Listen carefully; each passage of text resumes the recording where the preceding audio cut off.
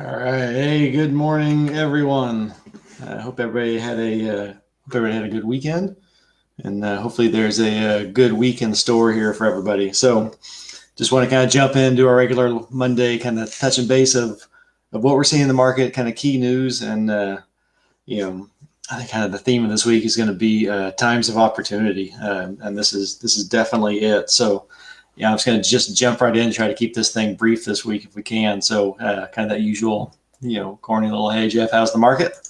Well, here we go. Lockbox activity is every time Jeannie and I open a door for somebody or other agents around town, registers as activity on this report for CenturyLock. So for the Portland area, it's up 14%. Not surprising, right? We're still digging out of that hole that we saw that kind of came from the wildfire breakout when everything sort of plummeted. So we're definitely bouncing back, not quite at full summer levels, but if you'll notice, here we are in October, and we're pretty much near the summer level. So it continues to be a pretty dynamic and kind of a crazy market at times, but it's busy. There's a lot happening. There's a lot of houses are being looked at. So you're up 14% in Oregon. So if we jump across the river to the Vancouver side, same thing, 11%. Very much at the summer levels up there in the Couve and surrounding areas. This market's doing great. So that's where we're going to start talking about kind of opportunities. We're going to snowball on this. So opportunity kind of key step number one is there's a lot of activity with buyers going on right now. So we'll sort of keep that in your minds.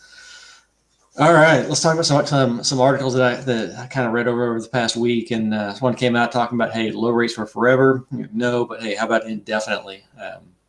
It's essentially just reinforcing the notion that we're looking at probably a 2 to 3 year run of rates staying where they're at right now.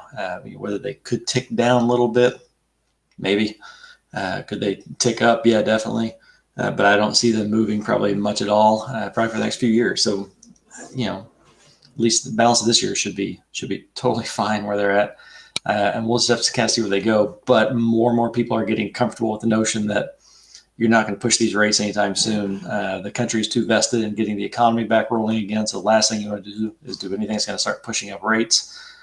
So thus piggybacking off that, you're going to see mortgage rates staying low. So that's the biggest step of this kind of notion of opportunity, right? Your cost to borrow money to buy a house is about as cheap as it's ever been, probably as cheap as it's ever been at this point. Rates are ridiculously low depending on income, credit, and all that kind of fun stuff. But solidly mid twos are a real thing. So absolutely bonkers. But that's where we're at. So that's your first big opportunity right there, right? Your cost to borrow is cheap. It's going to be cheap for a while. So on one hand, you think, hey, so there's no sense of urgency. I'll wait for 2 or 3 years and then I'll do something because rates will still be cheap. Hang on to that thought, right? Not a bad thought, but hang on to that one. So this one's come out, and it's probably the only time I'll talk favorably about Zillow, but their forecast is essentially saying, what we keep talking about here on this broadcast, and you're seeing it all over the press everywhere, is prices are up dramatically year over year. This Case-Shiller forecast, they're basically saying, hey, everything's increasing sharply in August, and why Zillow's talking about August when we're in October, and we're going to have September numbers out soon. Anyway, it is what it is. Prices are up. They're going to be up again in September. When we do this report next month, or this broadcast next month, we'll have the September market data. So that's always my favorite one to talk about. But we'll see prices up yet again. I'm almost certain. So we'll see how we avoid that. So anyway, but they're pointing out that the forecasts are up. They're continuing to point up, and sky's the limit at this point, so to speak. So that's opportunity number 2 for you on the home front. If you are looking to buy, or if you already own, those values are increasing and will likely continue to increase because why? Rates are low, supply is low, demand's high. It's just economics at this point. So somebody did put out this kind of this headline, which is a good shocking one for a little bit until you sort of think about it. There's a key housing economist that I follow via social media, and of his, and he basically talks about, hey, these price gains are unsustainable. It sounds shocking, like, oh, we should just wait, but this is the common sense stuff, right? Yeah, it's not going to go for forever. It never does. It can't. you're going to see pauses. You're going to see blips. Even when I put out my 20-year price gain charts that I show on here from time to time, there's always little hiccups along the way, right? If you don't count the Great Recession as a hiccup, so that's kind of a bigger one. But so they are unsustainable for this guy's words. But if you get into the key of what he says in here is even his most pessimistic scenario, he sees a decline of maybe 2 to 3% in the near future. But he goes on to say it's also just possible that they just stay flat or continue to climb at a much lower pace. So now he's sort of hedging his bet, saying this rate of growth is unsustainable, but it may just still just be like 1 to 3%, which is fine. That's our version of a pause. Fantastic. All it means is things will have cooled off, but you're still going to have that normal growth in prices. It just happens over time. Even if you see it 2 or 3%, he does go on later in the article, and I don't think I've got a screen capture of it. He does go on later in this article basically to say it's highly realistic to say that if prices do take a bit of a backward step, that he wouldn't be surprised to see it last for 1 or 2 months at most. So is it sustainable? Is it going to go forever? No. Are they going to keep going up? Yeah, probably. So it struck me as funny, but that's just me. What I always say is when you see articles like that online, whether Twitter, your favorite news source, by following our fantastic Facebook page, always read the articles, because there's always a lot of flip-flopping from these guys, because clearly there's no crystal ball. But he's basically saying prices are up. It may cool off, but they're going to continue to climb. That's your next opportunity, right? There's no relief in sight for the prices. Maybe a little hiccup. It'll be short-lived. So if the thought is I'll time the market, I'll find a big pause or a big backward step, and then I'll make my move because rates will still be cheap, it's a sucker's bet. It's not one that I would ever take, and I'm a gambler when it comes to stuff like that, and that's not what I would be doing for sure.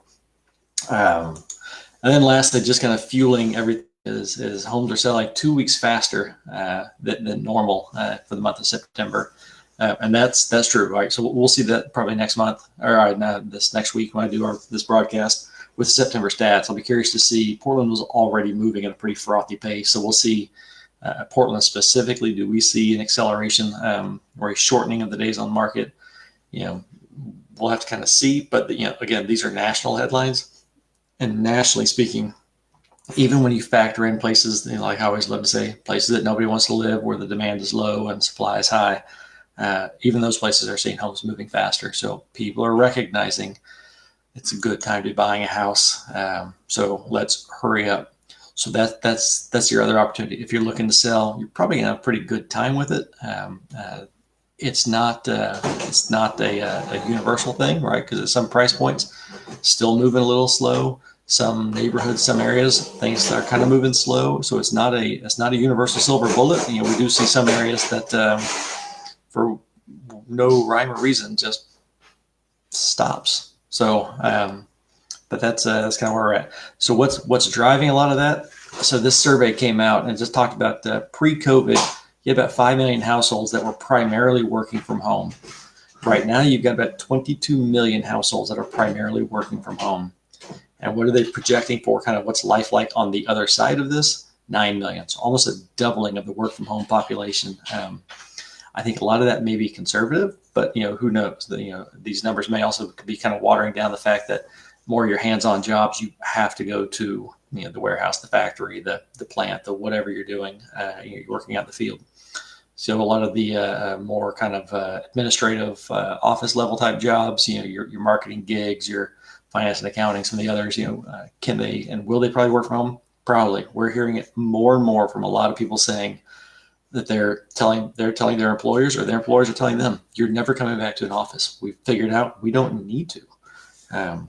So this is sort of a boom bust. I had this conversation just the other night with some friends that from a residential real estate standpoint, this is huge news. Everyone's going to be working from home. Everybody needs and wants a home office, especially now if you've got kids doing school from home, because now you need a room for the kids to do school while you're doing your work.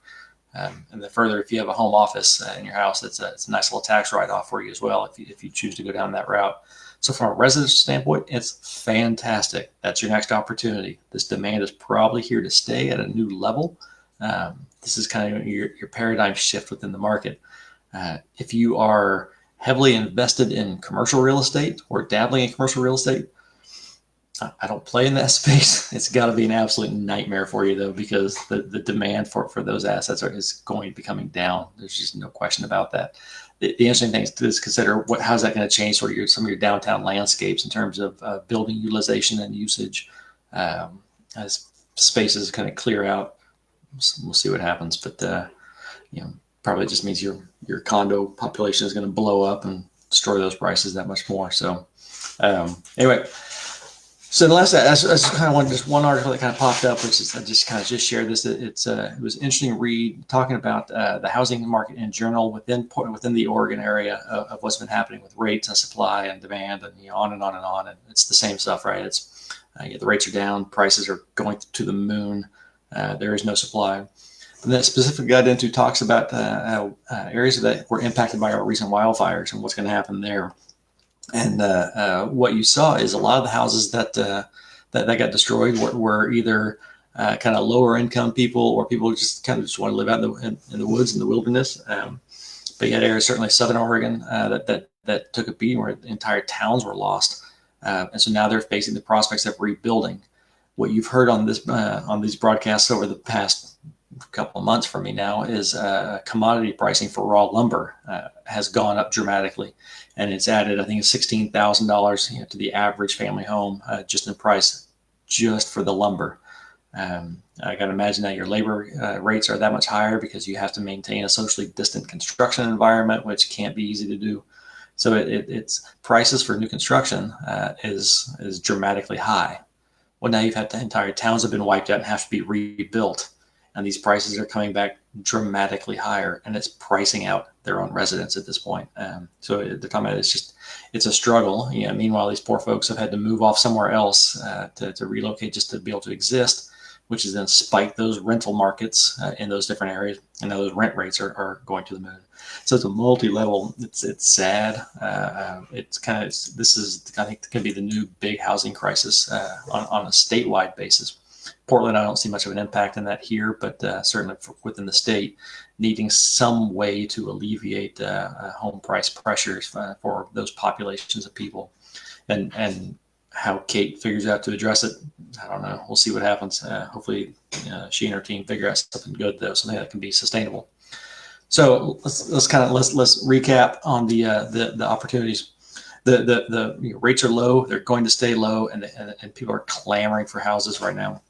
So here's your opportunity. Your opportunity is if you are a homeowner and you're owning a home that you love and you know it works for your family and you're going to be here long term, hang on and just watch your value. It's just going to be going up dramatically. So you're going to be building real wealth via home equity for your family. If you're looking to make a move, looking to make a change, this is a fantastic opportunity because the rates are low. If you own a house now, you should hopefully be able to sell your house quickly for a higher dollar amount. Again, that's not a universal statement, but by and large, certainly the lower price your home is now, the easier time you're going to have with that. It'll be a little challenging to find your next house because you're going to have that competition, but this is something that we help people do all the time, and it's something easily accomplished.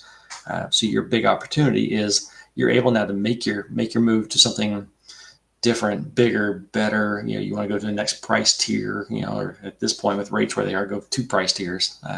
Whatever you're looking to do, the opportunity is huge because those rates are low.